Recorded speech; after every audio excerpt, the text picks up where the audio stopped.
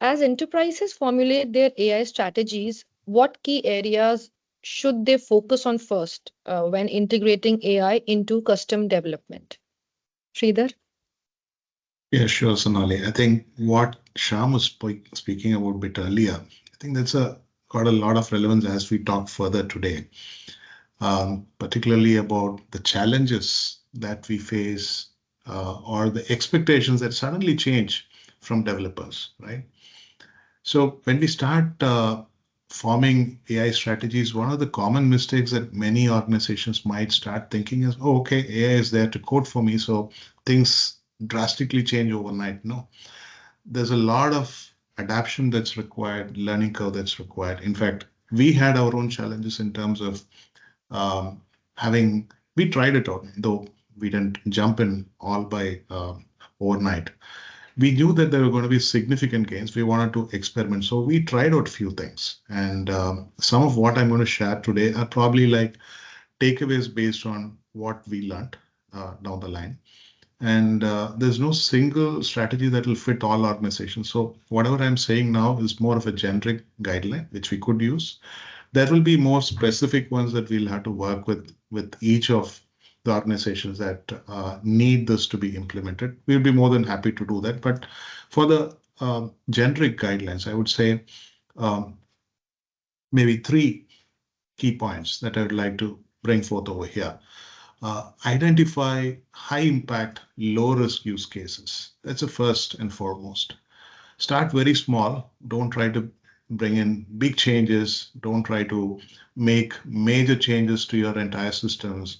Where organizations, enterprises should begin is by identifying specific areas where AI can bring immediate value. So how do we do that? We go about identifying pilot projects. Pick a small, manageable pilot project where success can be easily measured. For instance, what we did was automated part of an application's front-end development, right? Measurable. We know how much time it would take manually, and we started trying to compare it with what we were gaining in terms of the automation that we get when we use AI tools over here. Once we start seeing some early wins, it becomes easier for organization leaders to make further investments and commitments in that direction. So the second key thing that I believe would fit for a lot of organizations is to build AI-ready teams. Then there's a thing about the learning curve, the time that's required, investments that's required. Will all organizations want to do that? Is it the core business for them? No. Software services companies are there to take care of that workload. I don't think companies which are enterprises with a business in a certain industry, let it be logistics, let it be healthcare, let it be insurance, or any of the industries, I don't think they should be wasting time on this. They should be probably looking at organizations like service organizations like CCS, where we have already invested time. We have uh, teams which could probably get onboarded like pod teams, right? AI ready pod teams. And they come with the right kind of knowledge, methodologies, tools. And of course, we just can't put a team and then they start working on it. There has to be a cross-functional collaboration. So we need to make sure that these teams are being able to connect to the business goals, right? So there's going to be a certain methodology to make sure that fitment is done, right? So these are two key guidelines. And then the third one, of course, is to make sure, irrespective of how you go about it, independently with your own teams or leverage teams like CCS, what you need to do third, which is most important, is to measure your ROI early and continuously.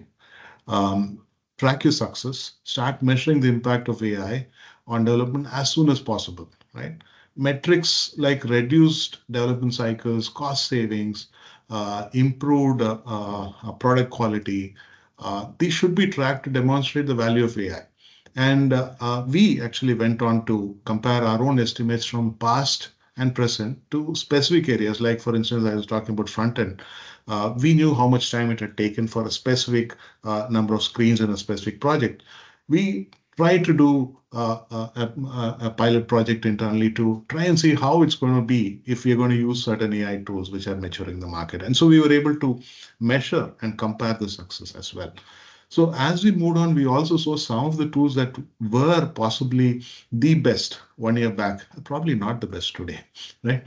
And some which were probably in beta or beta stage around 6 months back are probably now really showing success. So we got to keep refining our results as well and keep on track with what's happening in the market. So these were AI adoption refinement strategies that we had to keep working on. I think the team configurations also keep changing because as we were talking about a bit earlier about what Sham said, connecting back to how the team adapts, right? So one of the major challenges was don't try and bring in somebody who's entirely new to software development and think that AI is going to help.